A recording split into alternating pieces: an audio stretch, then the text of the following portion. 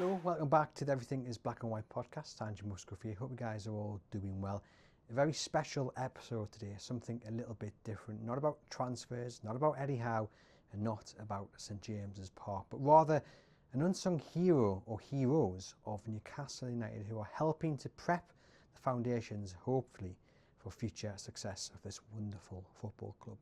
If I ask you what you think about when we talk about Newcastle United, it will be transfers, it will be winning games, it will be about St James's Park. But what it won't be is about a host family. And you probably don't know what a host family is. Well, if you stick with this episode, you're going to find out, and you're going to find out why they're so important to the future success of Newcastle United. Hi, I'm Kate. And I'm Aidan. And we are one of the host families for Newcastle United. We've been doing it now for 3 years and we're on our second cohort of boys. And what is a host family and what does it entail? Being a host family parent is making sure that the young players that have come from different parts of the country feel welcomed into the club, into the local area as quickly as possible, and making sure that as a home away from home, they've got all the support that they need to be able to settle in quickly. What was it that first made you think about doing this job? So we had been involved in sort of overseas exchanges of young people who were coming to sort of develop their English skills and things like that, and also involving actors who were maybe touring and doing shows at places like the Theatre Royal. So we had an experience of having young people staying with us for short periods of time. And what we were looking for and hoping to help with, I mean, I'm a season ticket at Newcastle United, so I got the email from the club and we saw lots of advantages with that. The actual chance to really get to know them, to get to know their families and spend that sort of extended time with them. And it really has been that experience. We had 2 boys for 2 years. Then when they did their GCSEs and became scholars, they moved on. And we've just had almost a year with 2 more boys as they finish year 10 at school. So we we really have got out of it what we wanted to. Yeah. We've got a teenage son. We felt it was really important to him to bring in people from other areas and different backgrounds and sort of open his eyes to opportunities out there as well. And what are your backgrounds for both of you, and how has kind of your background helped you in this role? We're both teachers. Very useful. Yeah, very useful. So it means that we can, offer any support and the pastoral side, for people moving out of area, moving away from families. And basically, if there's any work with, homeworks that they can't get a handle of between the pair of us, we can probably muddle our way through. But we're also used to working with, a wider team as teachers and actually balancing whatever their main thing is, which is football for most of them. Obviously, the age group we've got have to balance that with school and what the academy expect of them. And obviously, Julie and the rest of her team sort of work closely with us so we can give them a sort of, as I suppose, supportive experience as possible in the time that they're with us. And sort of balance all of those different pressures, because they are quite significant, the pressures they face. And you mentioned that you'd had a bit of background with, hosting or working with other kind of groups of people. But in terms of your first experience hosting a Newcastle United academy player, can you just talk us through what that was like in the build-up? Were there any nerves and kind of how it went for you guys? I think the most nervous part of it for me, I don't know about you, but was actually the initial meeting, because when we first met Sammy, who was the first boy whose family we met and things, the whole family came round with also people from the academy. So Paul Midgley, who is one of the sort of oversees the recruitment of young players, another scout who was from the area where Sammy lived. And we're sort of sitting there having a nice cup of tea, sat in the garden with them. But for me, that was waiting for them to arrive was probably the most nerve-wracking part of the whole process. Sammy and his brother and his parents were a lovely family. We all quickly relaxed, and actually we were able to show them what our family life is like. Yeah. And that meant that they know that we as a family, we're a good fit for their son. And, meeting the parents, meeting people from the club, knowing that it's like the wraparound situation is there for the care. And the fact they saw us interacting with the sort of wellbeing staff from the club, and they could see that we clearly knew each other well as well, which I think would be really important to them. And you asked to create this stable home-like environment. It sounds and feels like a massive responsibility looking from the outside in. Is it? And if so, how would you kind of handle that? I mean, there is a huge sense of responsibility. You're looking after somebody else's child, and as parents, you know, we know how precious we think our children are, and therefore we would want somebody to, if they were caring for them away from us, to have the same sorts of levels of care that we would find particularly important. And the added responsibility of looking after someone which is a player for the football team who've invested a lot of money and a lot of time and you know, to bring these young people to this area and to the club, and so it's a responsibility that we've.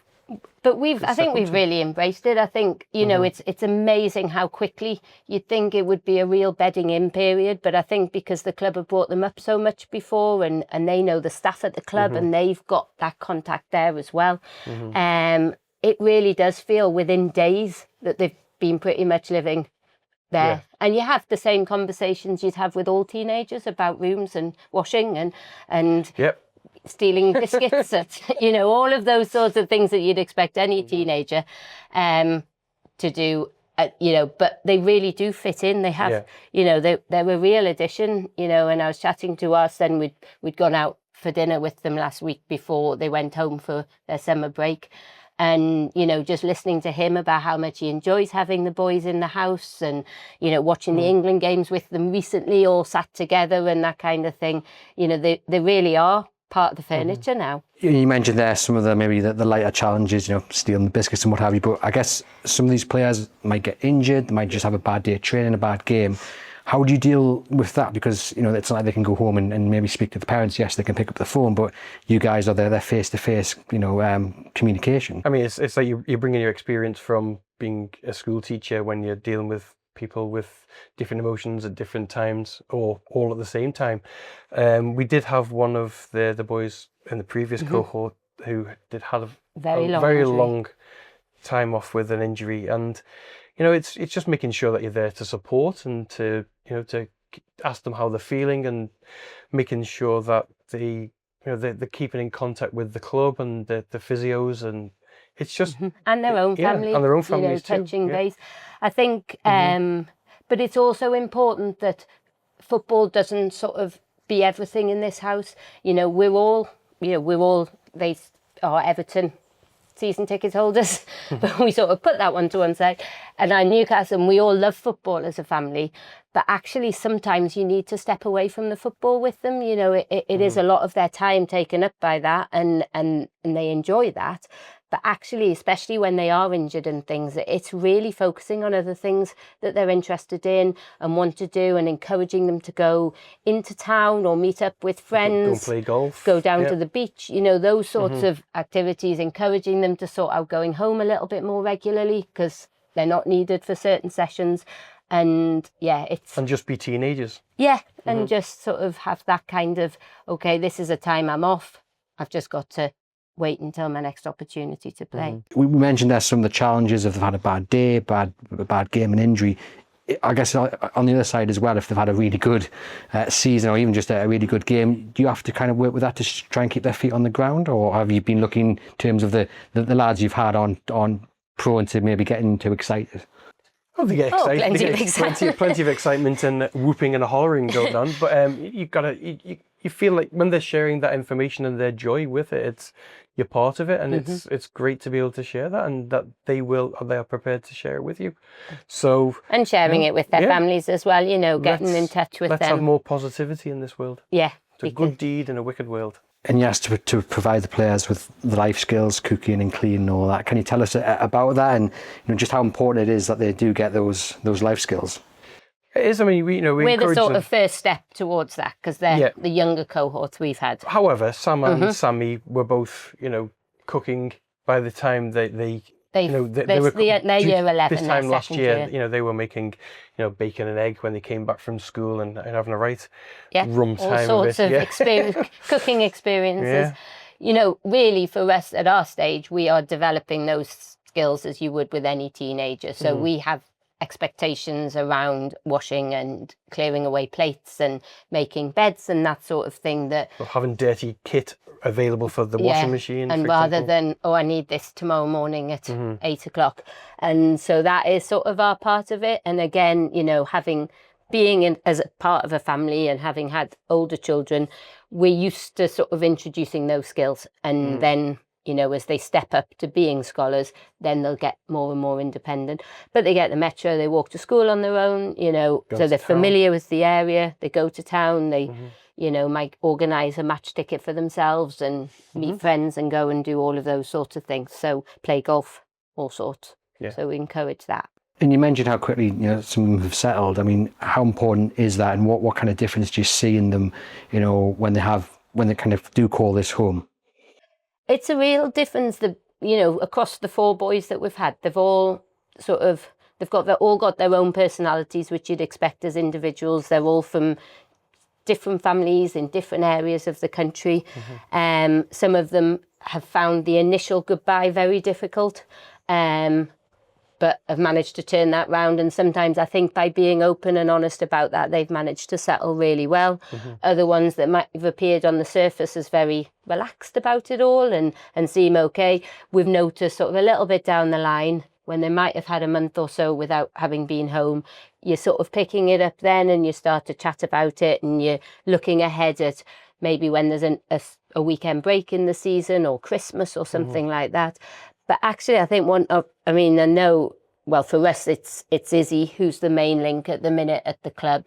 They've organised activities for them when the season's not on. So they've got a bit of a sort of, you know, junkyard golf or things like that, which keeps them in touch, which is important. They were playing paddle last week, weren't they? Yeah, and also we're in real, like, regular contact with parents, and I think that is the most important. And sometimes the parents are more honest with you than the boys maybe want to be, so you get that insight as well. And that's one of the things the club were really keen on at the beginning, that we shared numbers. We're in a teams work group which the club run, which has all of the individuals responsible for them, but then we also have our own sort of parent WhatsApp groups and things, so we talk to them a lot, and they always come here when they come up, and so it's like everybody's welcome like that.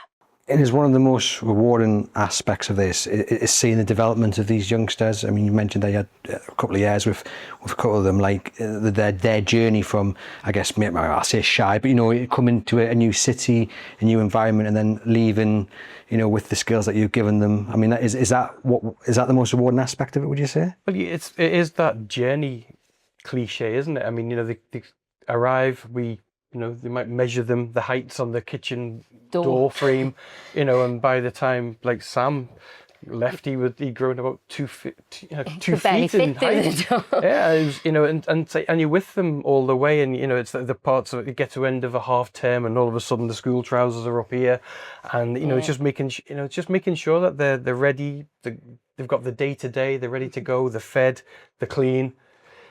And they feel, and they know it's a base, and they know they can come home, and they do have lots of people to talk to at school, here, family, club.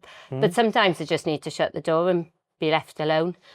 You know, they want that own peace as well, which you learn to sort of, you get to know their personalities.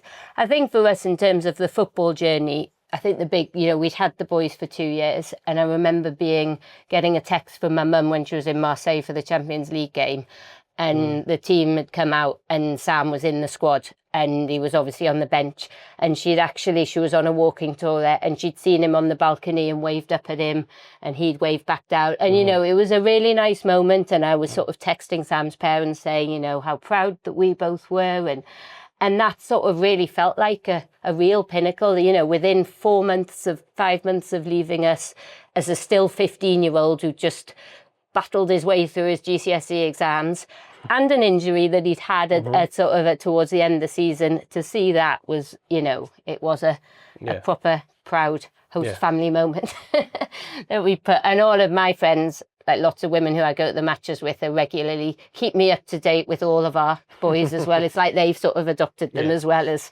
their faves. They've all got vested interests. Yes. And is it that kind of thing that makes you keep doing this, you know, every time? It's like, you know, with a different hat on, I work with the club as well, some of the coaches and some of the other players from overseas, and it's really been an interesting time in our lives, really, and to get involved in things that you never thought 3 years ago would have ever been either possible or, available to us. I mean, we really have been. We're dead lucky. We've been really embraced by the club and particularly, with Aidan's advantages, but also getting to know the other host families. Yeah. So we have sort of regular meetings where we're discussing safeguarding issues, well-being, practices, policies, all of those kinds of things with all the host families. It's a chance to talk about things and share sort of strategies, particularly with the older ones who've moved on, and you can talk and you can sort of give them a bit of background. But then we also have evenings where, the club very kindly host us and thank us a couple of times a year, and you can really sort of relax and have a good catch up with everybody. Yeah. And we get a lot out of that as well.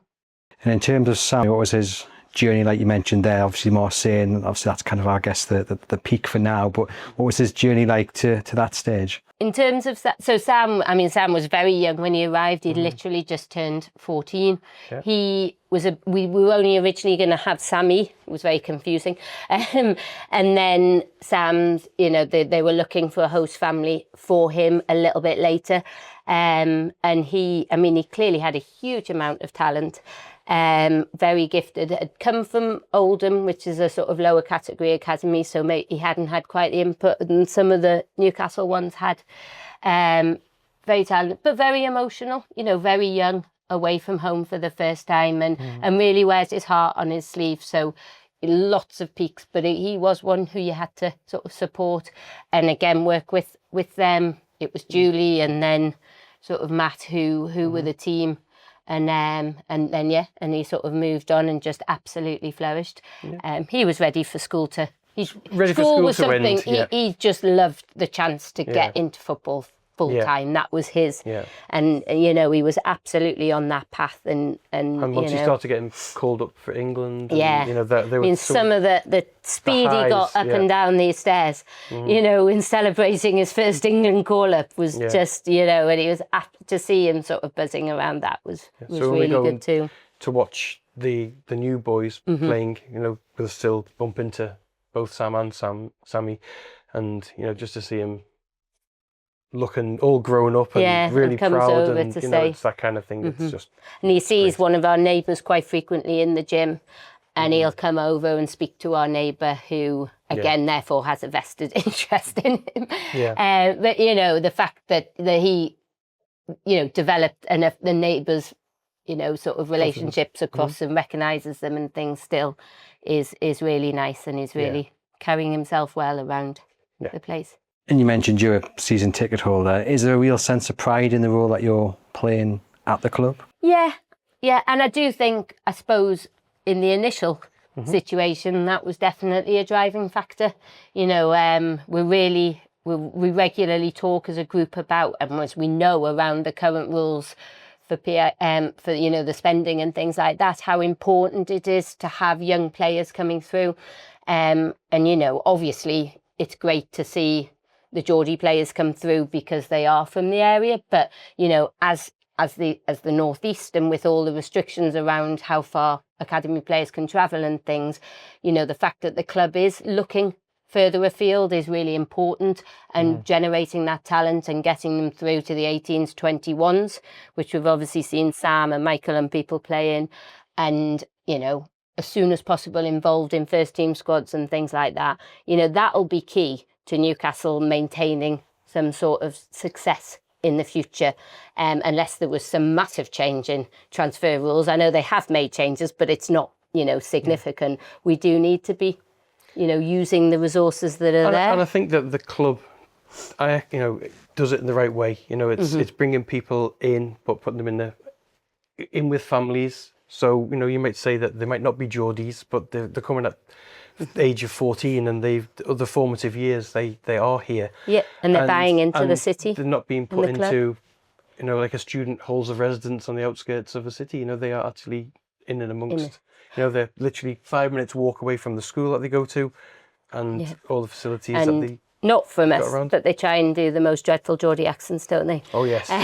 So they, they are, and they, they see, they really like the area, and obviously, if it wasn't for them feeling settled here, but particularly how the club had treated them, then that wouldn't be It happening. wouldn't work if they didn't feel comfortable. Yeah, they couldn't play, they couldn't study.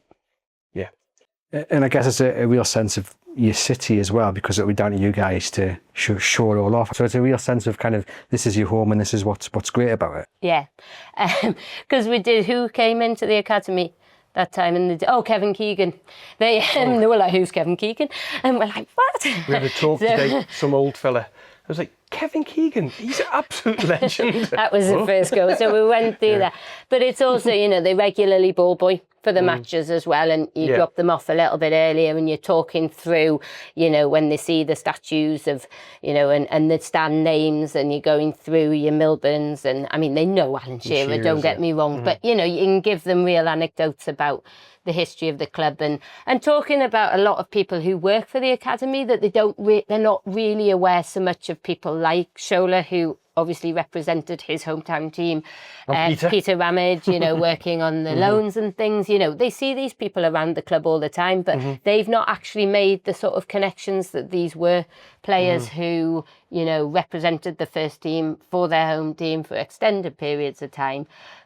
But beyond that, I'm a history teacher through sort of in real life, and I'm bore them for hours with stories about Gray's Monument and the Keep and where Newcastle came from and all of that stuff. And probably like my own son, they vaguely glaze over halfway through. But when you are proud of your city and you really like it, you want to share those things with them.